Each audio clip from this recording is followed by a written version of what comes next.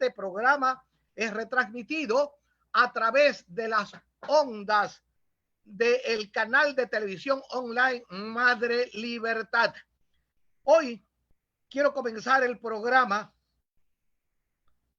recordando que el día de ayer, 5 de agosto, mi señor padre, el ingeniero Osvaldo Ayala Núñez, hubiera cumplido 99 años de vida.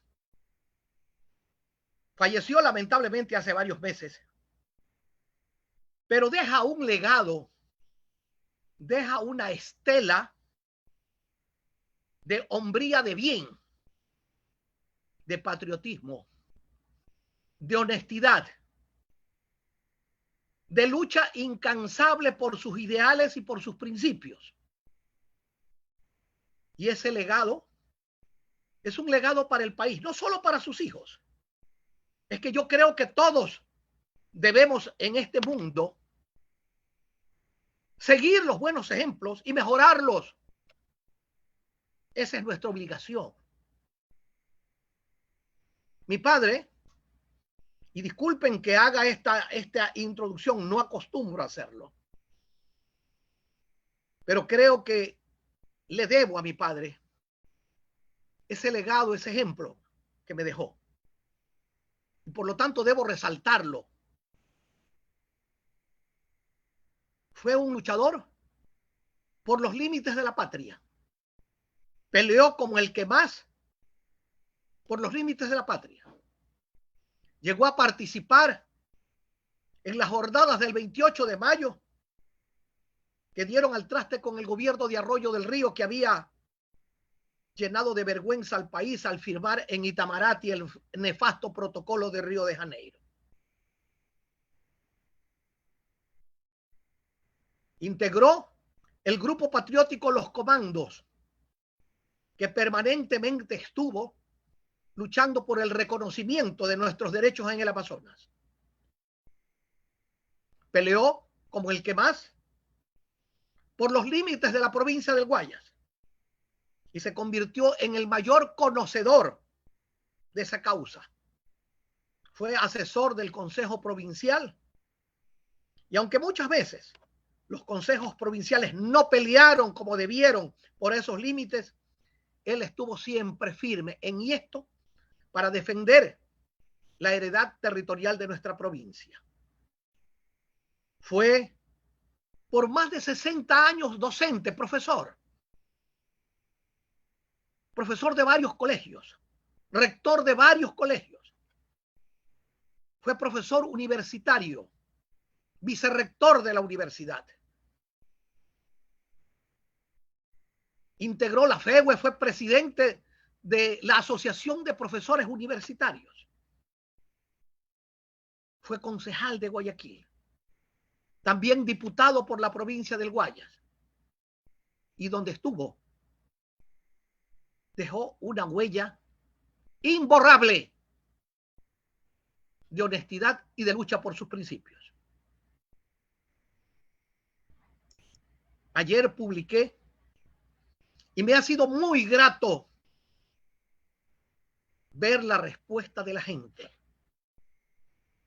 De esa gente que conociéndolo guardan el recuerdo de un hombre de principios. Yo, como su hijo, tengo que resaltar su herencia. No herencia material, no dejó absolutamente nada. Nada material. Eso no significa para nosotros, los hijos, absolutamente nada. Todos lo recordamos con admiración, con respeto. Lo miramos con la veneración que se le tiene al hombre de bien, al hombre que con su ejemplo te enseña el camino por donde hay que transitar. Y por ahí hemos transitado. Ojalá, digo yo, que donde se encuentra, allá en el más allá,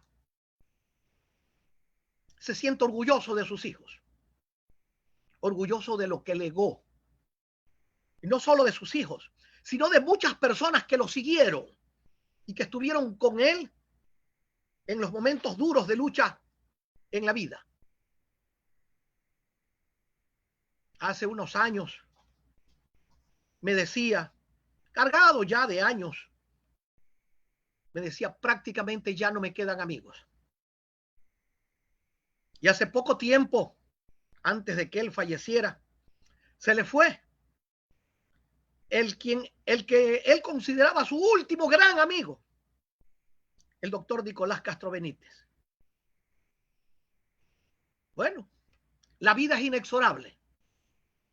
La vida siempre nos cobra nuestro transitar por este mundo. Inexorable es la muerte, pero hay que morir, como digo yo, con dignidad. No hay que morir apaleado como la serpiente. Hay que morir enhiesto y firme, apropiado de sus valores, apropiado de sus principios, con los deseos de que su paso por este pequeño tiempo en el mundo terrenal haya sido fructífero, que deje huellas. Y eso hizo el ingeniero Osvaldo Ayala Núñez. Orgullosamente, mi padre. Hoy, reverente, me inclino ante su tumba. Ojalá, padre, ojalá tus hijos y tus amigos, aquellos en quienes creíste, los que quedamos todavía aquí en este mundo, no te fallemos y sigamos luchando, cada uno en su trinchera, porque no todos tienen que ser políticos, ni todos tienen que ser oradores, ni todos tienen que ser periodistas. No, cada uno en su trinchera, cada uno en su andarivel, pero dejando ejemplo de trabajo, de honestidad, de principios. Eso es lo fundamental. Así que, homenaje entonces a un hombre que merece todos los homenajes del mundo. Pero que mejor que quien lo conoció, porque yo soy su hijo mayor, y que lo conoció más tiempo. Trabajé con él en la topografía, en las montañas, en los campos. Estuvimos en las montañas del Toachi, trabajando para lo que en ese entonces se llamaba el IERAC, el Instituto Ecuatoriano de Reforma Agraria y Colonización, en condiciones inhóspitas, difíciles. Y lo vi ahí con esa firmeza de carácter, con esa personalidad que como solo él supo mantener y que fue admirado por quienes lo conocieron. Ingeniero Osvaldo Ayala Núñez, descansa en paz. Vamos a hacer una pausa y regresamos inmediatamente con más aquí en Autonomías, la verdadera revolución. El siguiente es un espacio publicitario apto para todo público. En 1535 se fundó Guayaquil, con un nombre que marcaría una historia. En el camino hemos tomado las riendas de su desarrollo, protegiendo nuestra ciudad y trabajando por ella. Hoy conmemoramos esta fecha, inaugurando la planta de tratamiento de aguas residuales Las Esclusas. Estamos en cada gota y somos EMAPAC, junto a la Alcaldía de Guayaquil, saludando a nuestra ciudad en su aniversario. Somos la nueva ciudad. Urbaceo y Municipio de Guayaquil te informa acerca de sus centros de acopio autorizados para material de construcción. Encuéntralo en Mucholote 2, ingresando frente a Villa España 2, o también acércate al centro de acopio de Bastión Popular, bloque 5, manzana 310. Receptamos un máximo de 4 metros cúbicos por usuario diariamente. Recuerda que está prohibido disponer este tipo de material en la vía pública o en terrenos privados. Evita sanciones. Visita nuestras redes sociales @Urbaceo. Haz tu parte por un Guayaquil más ordenado, más limpio. Fin del espacio publicitario. Usted está escuchando un programa de opinión, categoría O, apto para todo público. Guayaquileña, bonita, palomita cuculí. Está usted escuchando su programa de orientación cívica, Autonomías, Autonomías, que se transmite todos los sábados en este horario, por esta su estación, bajo la dirección del licenciado Julio Ayala Serra. Julio Ayala Serra, Autonomías, para no regresar al atraso del pasado. Autonomías.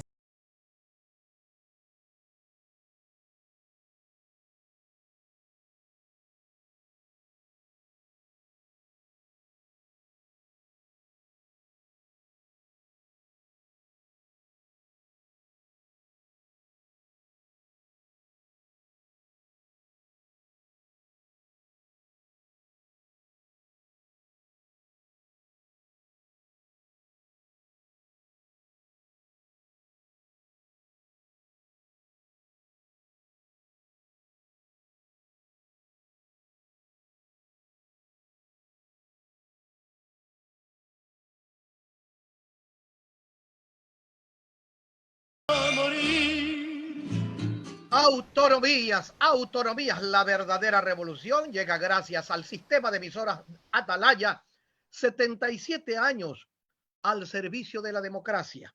Este programa puede ser también visto en madrelibertad.com y en las redes sociales, porque en todas ellas puede observar al sistema de emisoras Atalaya y también a Madre Libertad. Una cosa que para mí fue importante de muy joven, lo vi luchar a mi padre por las autonomías. Y no porque me impuso ni porque me sugirió, porque miren, políticamente anduvimos en andariveles diferentes. Él era socialista, yo cefepista, pero hubo el respeto a los principios y a las ideas. Sin embargo, él peleaba por las autonomías. Y yo abracé desde muy joven ese tema porque la historia y la experiencia nos indican que los países federales o autonomistas son los países que han progresado en el mundo. Son los países con más amplio desarrollo. Y los países centralistas, como casi todos los países de América, son países totalmente atrasados. Miren lo que nos pasa a nosotros. El presidente de la República hace todo lo posible en la macroeconomía para ser bien vistos a nivel internacional. Cuando él llegó, el riesgo país bajó sustancialmente. Pero vinieron las azonadas de la CONAIE y del señor Issa y el riesgo país volvió a subir totalmente. Mucha gente no sabe ni le interesa saber qué es riesgo país, pero riesgo país es la calificación que se le da a un país donde invertir es cosa de locos. Estados Unidos nos acaba de calificar como un país de alto riesgo en la inversión. Es decir, ahuyenta las posibilidades de que vengan empresas internacionales a invertir en este país. La falta de inversión significa en buen romance falta de dinero en el Ecuador, no vienen esos dineros, falta de trabajo, no hay mayormente posibilidades de trabajo y eso significa pobreza y atraso. ¿Cuándo vamos a salir de esto? Difícilmente. Y miren ustedes cómo es el centralismo. El gobierno nacional no tiene prácticamente opciones, óiganlo bien, de que le llegue inversión internacional.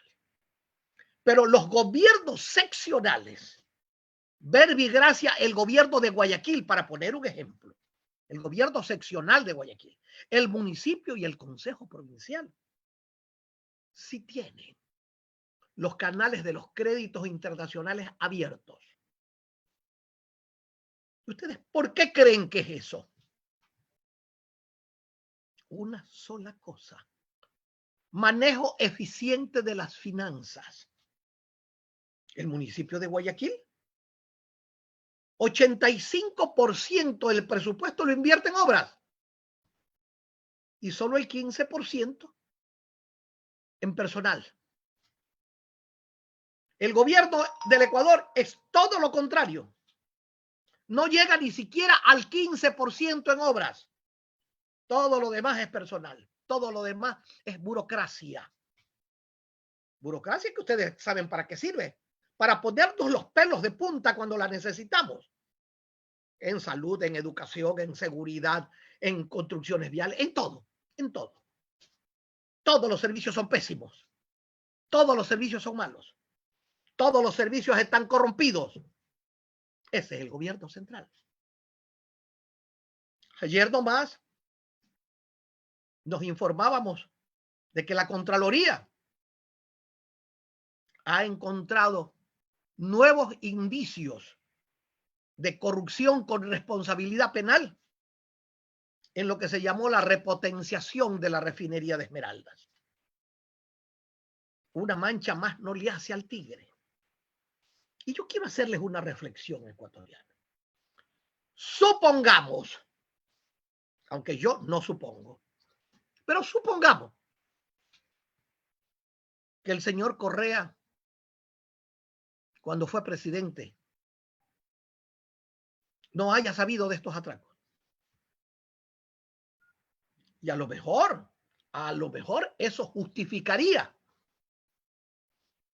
los atracos a tutti frutti por todos lados que se produjeron en su gobierno. ¿Por qué? Porque el gobierno estatal es tan obeso, tan enorme, que no puede controlar todo. Ningún presidente es el Espíritu Santo para estar en todas partes. Ningún presidente.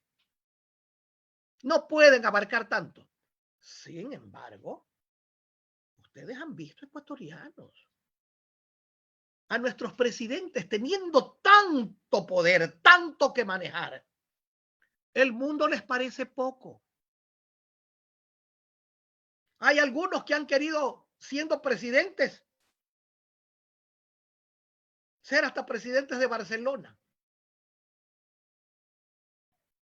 O sea, quieren abarcar tanto cuando con una cosa no pueden. Este gobierno, por ejemplo, ha demostrado hasta la saciedad que no puede con la seguridad, que no puede con la salud, que no puede con la vialidad, que no puede con la educación. Está demostrado. A lo mejor el señor Lasso tiene las mejores buenas intenciones. Pero el camino al infierno está empedrado de buenas intenciones. Y hasta el momento no da pie con bola. Ha vuelto a crear con otro nombre un ministerio de seguridad. Porque hasta el momento, en seguridad, 0 polito 0. 0 polito 0. Esa es la calificación. Yo fui 48 años profesor. Y si a mí me dicen que le ponga una calificación en seguridad, le pongo 0 polito 0. En salud a lo mejor le pondría 3 sobre 10 por el tema de la vacunación. Pero el resto no sirve para maldita sea la cosa. En obra pública, ustedes conocen nuevas carreteras, nuevas obras, nuevos puentes. Nadie lo conoce. 1 año y pico de un gobierno que dijo que en 100 minutos resolvía los problemas del país. 1 año, 3 meses de gobierno. ¿Y dónde está la obra pública? ¿Dónde están los cambios en educación ecuatorianos? ¿Dónde? ¿Han oído ustedes a la señora ministra o señorita, no sé qué será, no interesa tampoco, pronunciarse sobre cambios radicales en los paradigmas educativos, en tratar de lograr que la educación no sea solo informativa, sino fundamentalmente formativa? ¿Han escuchado algo al respecto? ¿Han visto si se está preparando a los maestros para eso? Si se está preparando a los padres de familia. Si hay una educación permanente que no comience con los 5 años, con los 4 años o con el recién nacido, sino que no termine sino hasta la muerte. Esa es la educación permanente. Esa no existe. A duras penas la escuela, el colegio Y les interesa que los alumnos estén en clase para que puedan llevar los desayunos escolares, los cuadernos, las cosas que se compran. Diera la impresión que esa es la tarea de un ministerio de educación. Pero no hay un norte en educación. No hemos cambiado la educación. Nuestros profesores siguen siendo los Magister Dix. Lo que el profesor dice. ¿Pero qué es lo que dice el profesor actualmente? El de matemáticas va y coge y llena la pizarra de números y enseña matemáticas, y después de eso, que el mundo se acabe, ya cumplió con sus matemáticas.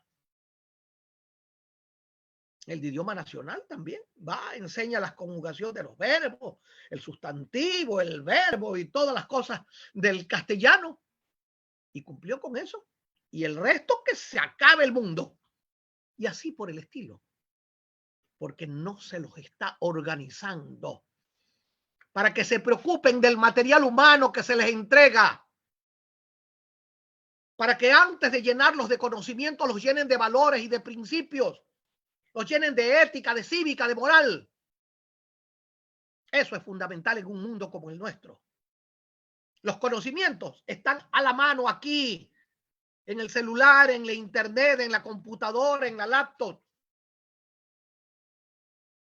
Pero la moral, las buenas costumbres, la honradez, el civismo, la ética, no están en estos aparatitos. Está en el ser humano, está en la familia, está en los padres, está en el maestro, está en la sociedad, está en los gobernantes. Ellos deben dar el ejemplo y enseñar con el ejemplo. ¿Lo están haciendo? Les pregunto. Ecuatorianos, ¿ustedes sienten que en el hogar han cambiado las cosas, que ahora la gente conversa, se sienta en una sala a conversar de valores, de ética, de cívica? No. Si se sientan a ver una telenovela, un partido de fútbol, un programa de farándula. Lamentablemente es así. Ustedes han oído que los padres se sienten con sus hijos a preguntarle cuáles son sus cuitas, sus problemas, sus angustias. No. Cada uno vive su mundo. El padre vive su mundo, la madre su mundo y los hijos su mundo. Y el mundo para los jóvenes es difícil porque ellos no tienen experiencia. Y caen fácilmente, como ha caído gran parte de nuestra juventud, en las garras de la droga. ¿Han oído ustedes que las escuelas, los maestros, estén preocupados? Hace un tiempo me decía una profesora de Durán que mientras ella daba clases, sus alumnos se drogaban en el aula. Y yo le dije, ¿y tú qué haces? ¿Y qué voy a hacer? ¿Qué quieres? ¿Que me meta en esos problemas para que hasta me maten los vendedores de droga? Imagínense ustedes. Esa es la condición del maestro. Si nadie le estaba diciendo a la profesora que les incaute la droga, que se convierta en Sherlock Holmes, que se convierta en policía. No.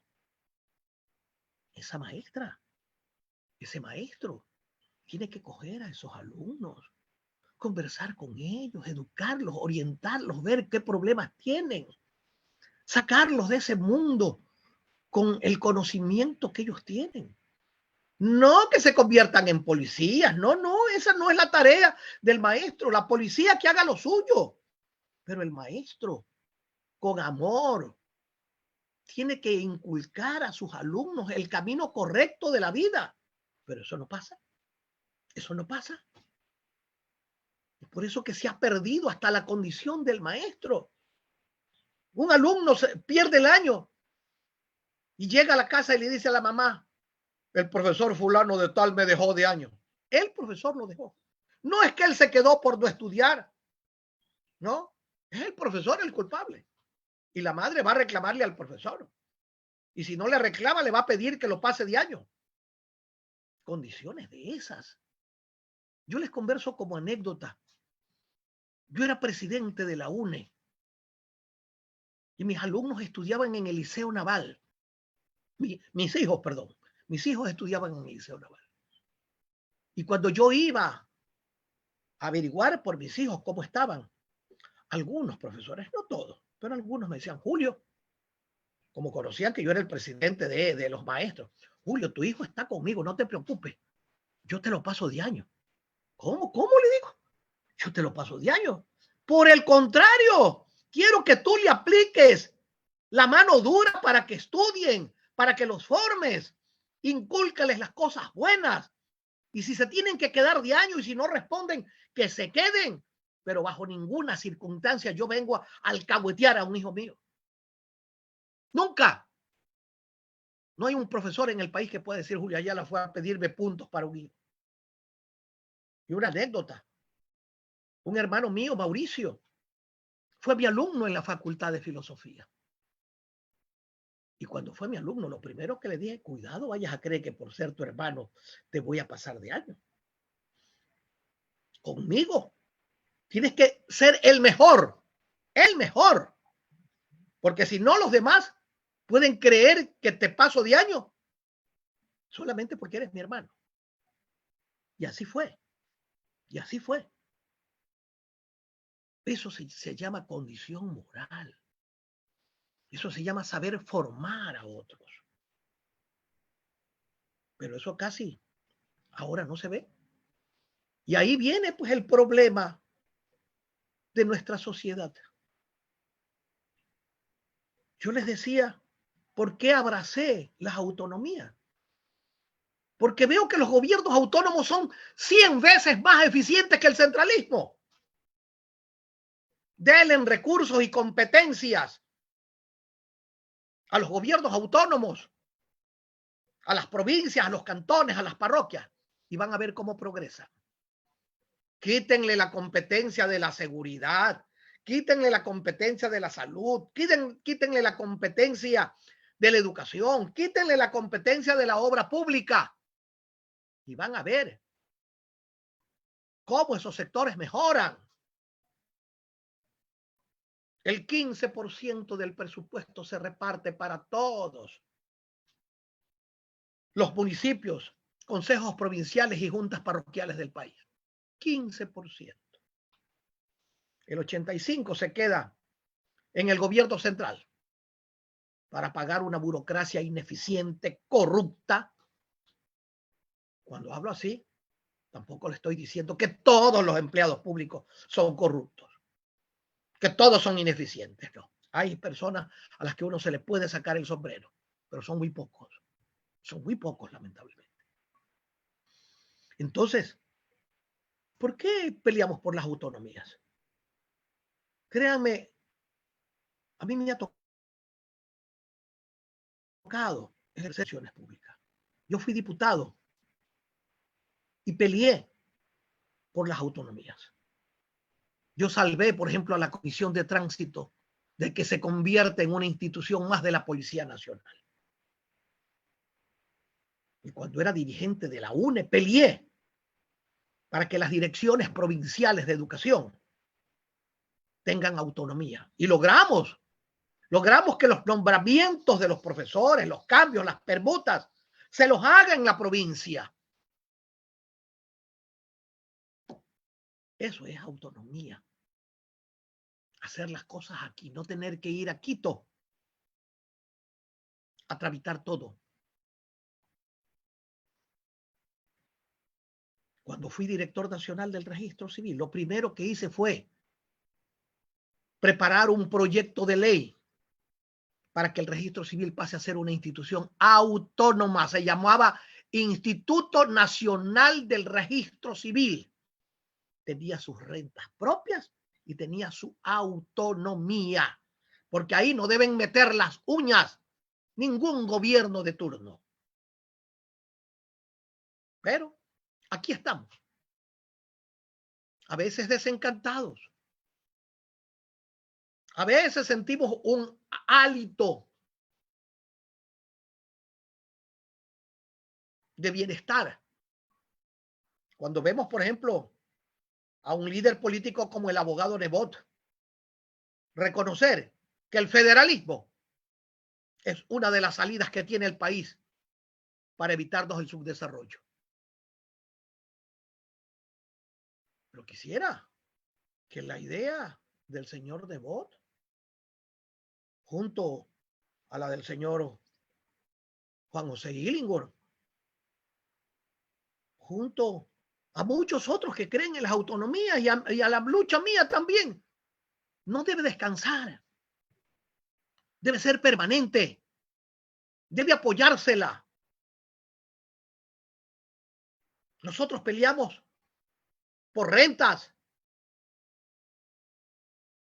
por competencias, por verdadera autonomía económica para los gobiernos seccionales, para los municipios, para los consejos provinciales, para las juntas parroquiales. Queremos que tengan competencia y recursos, y que los recursos no se vayan a Quito para que regresen bien, poco, mal o nunca. Si nosotros recaudamos en alguna parte de la periferia, ahí se tienen que quedar los dineros. Y de ahí más vale mandarle la parte que le corresponde al gobierno central. No como ahora sucede, lo contrario. Recaudamos en Manabí y Manabí tiene que mandarle la plata que recaudó a Quito para que algún día regrese ese 15% atrasado, mal o nunca. ¿Ustedes creen que es justo eso? ¿No sería más justo que se quede en la provincia y que la provincia le mande la platita que le corresponde al gobierno central para manejar el ejército? Una policía nacional o federal, como se la quiera llamar, para que maneje las relaciones exteriores. Esas son las tareas que debe tener un gobierno a cargo. Lo demás, la obra pública, la educación, la salud, la seguridad, deberían ser manejos de los gobiernos autónomos.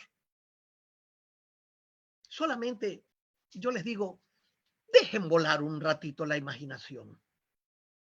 ¿Se imaginan ustedes si la policía que trabaja en la provincia del Guayas esté integrada por gente de la provincia del Guayas, mandada por gente de la provincia del Guayas, con recursos de la provincia del Guayas? ¿Ustedes creen que estaríamos rompiendo todos los récords de muertes por sicariato? ¿Ustedes creen que la provincia del Guayas sería la primera en incautación de drogas? ¿Ustedes creen que tendríamos la peor penitenciaría del país? Estoy seguro que no. Estoy seguro que no. Miren ustedes, para muestra los botones, pues. Teníamos el aeropuerto más vergonzoso de América del Sur. Lo maneja ahora el municipio de Guayaquil, se lo entregó a una empresa particular que lo maneja con eficiencia y le deja recursos. Hoy por hoy el municipio de Guayaquil tiene más de 400 millones de dólares, tengo entendido, recaudados por el uso del aeropuerto. En otras partes el aeropuerto les cuesta plata. Aquí nos da plata y tenemos el mejor aeropuerto del mundo en su categoría. Categoría hasta de 5 millones de personas que usan el aeropuerto al año. No es un orgullo, sí, eso se consigue con autonomía. ¿Se acuerdan cómo era el servicio de agua potable en Guayaquil? Yo tenía que levantarme a las 2, 3 de la mañana a chupar manguera para llenar las ollas y hasta las vasenillas con agua para tener agua, porque no podíamos tener agua.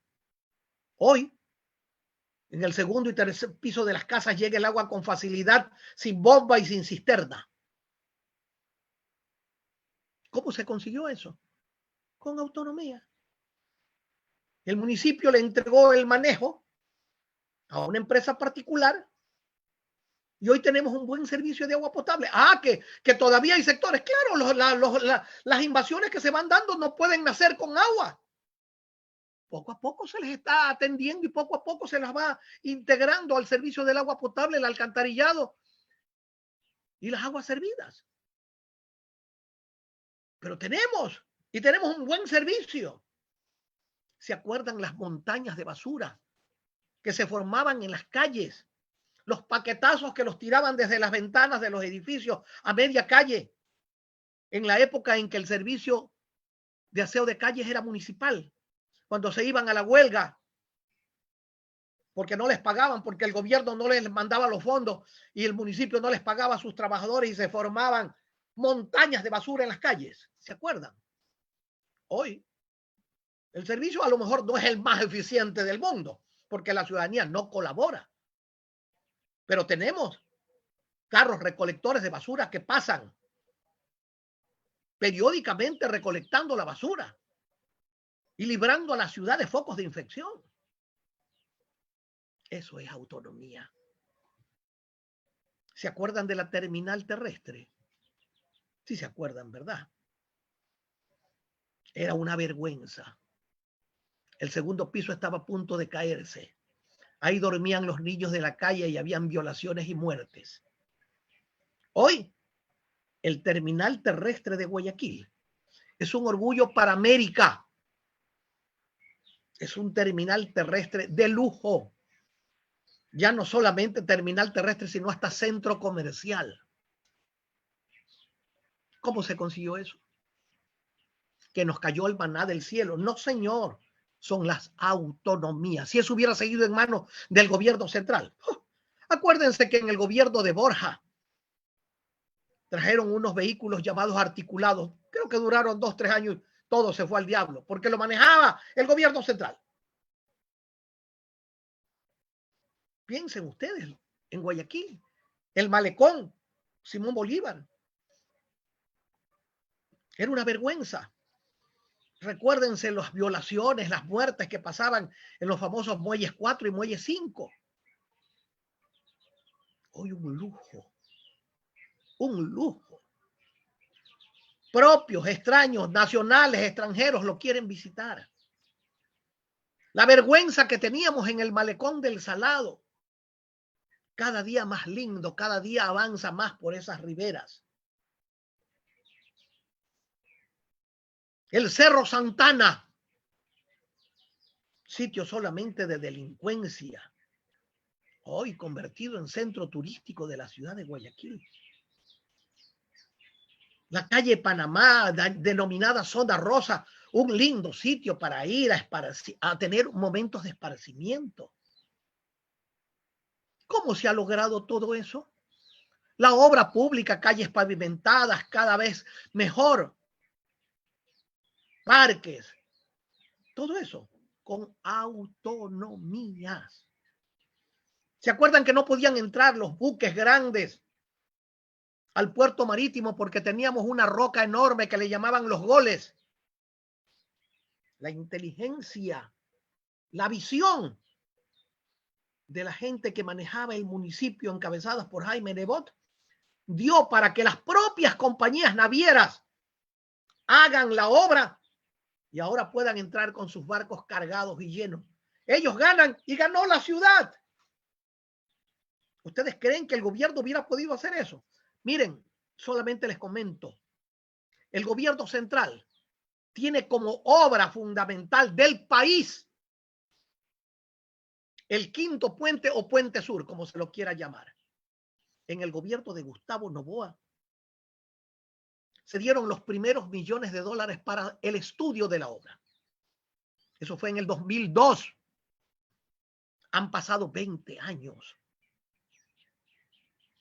Y cada vez y cuando nos encontramos con que la burocracia centralista boicotea esta obra, que es de beneficio para todo el país, la boicotea.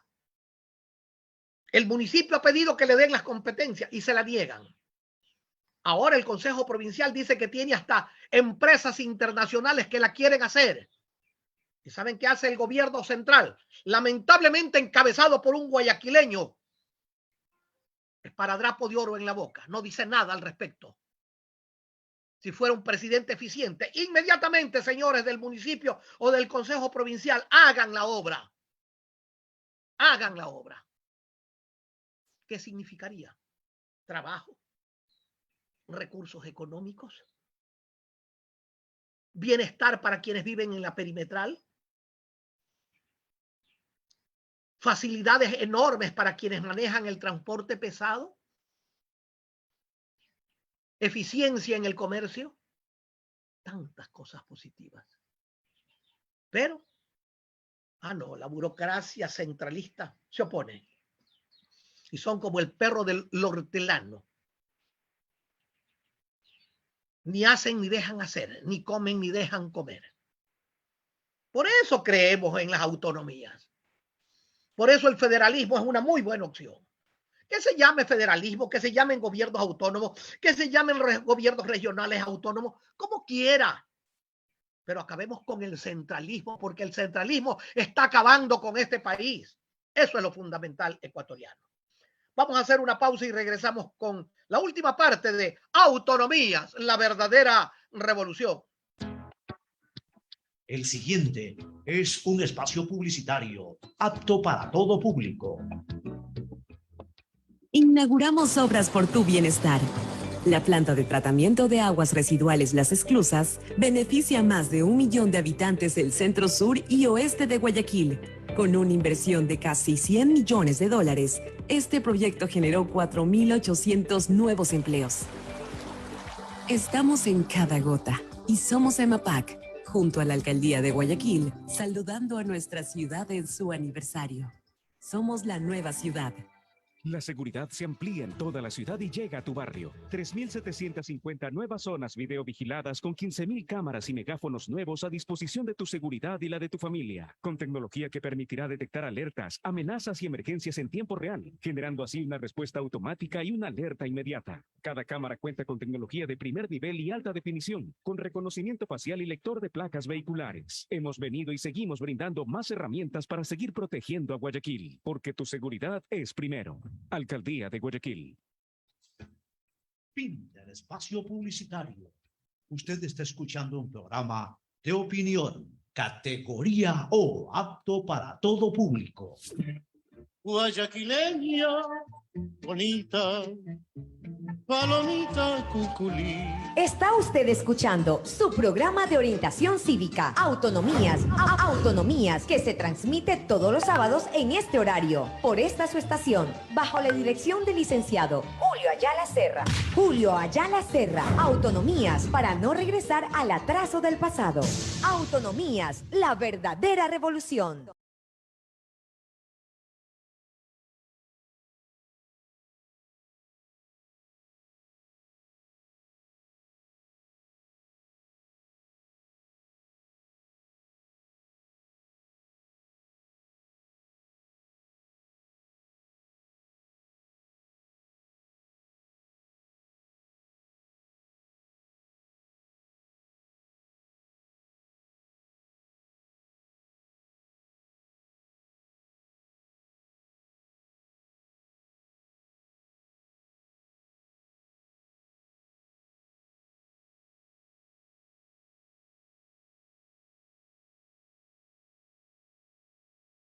Autonomías, autonomías, la verdadera revolución. Llega a ustedes gracias al auspicio del sistema de emisoras Atalaya. 77 años al servicio de la democracia y del país. Este programa lo pueden ustedes también observar en el canal de televisión online, es decir, a través de la internet, madrelibertad.com y en las diferentes redes sociales. Quiero decirles en la última parte que al fin se oye que se está investigando lo que la Embajada de los Estados Unidos denunció, que existen generales narcos, o lo que es lo mismo, narcos generales, que existen jueces narcos, o lo que es lo mismo, narcojueces. Al fin se está investigando y diera la impresión de que algo se ha descubierto. Vamos a ver. Vamos a ver porque esto amerita posiciones absolutamente verticales. Yo no sé si ustedes recuerdan, yo sí recuerdo que el actual presidente de la República nos decía cero corrupción. Lucha frontal para sancionar la corrupción. Decía que iba a traer una comisión internacional para luchar contra la corrupción. Les pregunto, en este año y pico, ¿Han visto ustedes realmente al Ejecutivo luchar contra la corrupción? Por ahí creó una comisión anticorrupción que ni fu ni fa. Oigan esto que les voy a decir. Contra la corrupción nosotros tenemos a la policía, a las Fuerzas Armadas, a la Fiscalía, a los jueces, a la Asamblea Nacional o Congreso, al Consejo de Participación Ciudadana, al Ejecutivo y por último ahora a la comisión que él ha creado para la lucha contra la corrupción. Díganme ustedes, de todos estos organismos que les he nombrado, ¿cuál funciona 100%? La única institución, ahora un poco ayudada por la Contraloría, pero la única institución que merece mi consideración es la Fiscalía, que lamentablemente representa un capítulo diminuto en la lucha contra la corrupción. ¿Por qué diminuto? Porque no tiene recursos, porque no tiene personal, porque no tiene la tecnología adecuada y porque no hay el apoyo político. Créanme, si hoy la mayoría del Congreso pudiera destituir a la fiscal, lo haría en 2 patadas. Rápidamente. Sí. Es un estorbo para la corrupción. Es un estorbo. Pero les pregunto, ¿y las otras instituciones? ¿La policía está cumpliendo eficazmente con su labor? Me van a decir, sí captura bastante droga. Sí. Es que hay tanta droga que ya se las pasan por las narices. Les pregunto, ¿la policía aduanera está cumpliendo con su función? Vayan aquí nomás, a Huaquillas. Vean el canal de Hualtaco, cómo pasa el contrabando. Y la policía aduanera, bien, gracias. El ejército, que es el encargado de cuidar nuestras fronteras, tiene mecanismos adecuados para frenar el contrabando de drogas, el contrabando de armas, el contrabando de mercadería, el contrabando de personas. ¿Hace algo realmente para frenar esto? Si lo hicieran, no estuviéramos como estamos. No hubiera tanta droga, no hubiera tanto contrabando, no hubiera tanto extranjero, no hubiera tanta salida y entrada de mercadería, por ejemplo, salida de nuestros combustibles, venida de artefactos electrónicos de afuera. ¿Sí? Les pregunto, ¿los jueces están cumpliendo con sus funciones? Entran y salen los delincuentes como Pedro en su casa. Me decía un distinguido abogado. Ya no hay que escribir alegatos. Ya no hay que mencionar que el artículo tal no. Ahora hay que ir a hablar con el juez y ver cuánto quiere. Me imagino que no son todos los jueces, pero que es una práctica casi común. Así me lo han dicho. Yo no vivo en los juzgados, no los conozco, no es mi área, pero eso me han dicho. ¿Ustedes creen que la Asamblea Nacional está cumpliendo con la fiscalización? Se quejan, el presidente no hace nada, el ministro tal no hace nada, pero ellos tampoco. Solamente lloran como plañideras y nosotros no los pusimos allí para que lloren. Y cuando ellos nos ofrecieron llegar al Congreso, iban a terminar con la corrupción, iban a hacer de este país una cosa más digna de vivir. ¿Y qué han hecho? Pelearse entre ellos por los cargos del Congreso para cogerse los otros cargos y tener más poder para ellos. Pero para el pueblo, para nosotros, naranjas, nada, nada. ¿Han visto ustedes al señor presidente de la República pelear realmente contra la corrupción? Le dijeron que habían narcos generales. Le dijeron que habían narcos jueces. Le dijeron ahora que vendían cargos Así estamos. No dice nada. Nada al respecto. Cuando debió haber salido al frente a demostrar así fehacientemente su lucha contra la corrupción. ¿Han visto ustedes al Consejo de Participación Ciudadana? Ese del que tanto se habla y que tanto quieren, pero solamente para ver, porque ahí se nombra al contralor, se nombra al procurador, se nombra a las autoridades. Por eso lo quieren. Pero no porque sirve para algo. Ni para maldita sea la cosa. Consejo de Participación Ciudadana y Control Social, creo que es. ¿Qué control ejercen? ¿Qué han hecho para controlar algo? ¿Han visto ustedes si la Defensoría del Pueblo sirve para algo? Cuando uno va y se queja, mandan una carta. Si uno se queja de la empresa eléctrica, le mandan una carta. Señor, por favor, ayude a fulano de tal. Esa es todo su labor. Esa es su labor. La Contraloría, por la muerte de un judío, nos dice que está haciendo un gran trabajo. La Procuraduría, solamente nos enteramos que existen cuando vienen y perdemos los juicios internacionales y tenemos que pagar cientos de millones de dólares.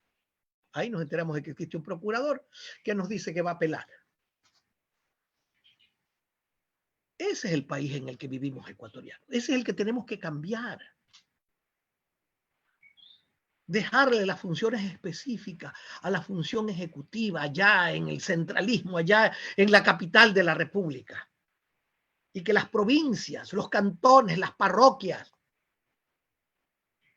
o las regiones autónomas, como lo dice la Constitución, pero no lo hacen, se gobiernen por sí mismas, con sus recursos, con su identidad, con su gente. Cada región nuestra es diferente. Los costeños no somos iguales a los serranos. Los costeños no somos iguales a la gente del oriente. No somos iguales. Entonces, ¿por qué negarle, por ejemplo, a las provincias orientales que usufructen del petróleo que está en su suelo? ¿Por qué? ¿Por qué tiene que todo el petróleo manejarse desde Quito? ¿Dónde tiene Quito petróleo? Esa es la problemática del país. Dejar que la provincia del Oro, con tanta riqueza, se maneje en la provincia del Oro. Seguramente estarían ahorita bollantes, felices. ¿Cuánto produce el oro? ¿Cuánto recibe? Ahí está el problema. Ahí está el problema, porque todo se queda para la burocracia y para el manoseo y la corrupción de los gobiernos centrales. Tenemos que cambiar esto, ecuatoriano. Se vienen unas elecciones excepcionales. Lamentablemente, desde ya se los digo, todo seguirá igual como hasta ahora. Ya vemos los candidatos, vemos los partidos políticos, vemos el manoseo, vemos las trastiendas, vemos las peleas por las funciones, vemos cómo se separan, vemos cómo se unen el agua con el aceite. La misma porquería política de toda la vida. ¿Queremos seguir en esto? Ustedes tienen la palabra, ecuatorianos. Cambiemos, pero comencemos por cambiar nosotros. No pidamos a otros nomás el cambio, cambiemos nosotros. Y cuando nosotros comencemos a cambiar, entonces ahí sí podemos exigir a otros que también cambien.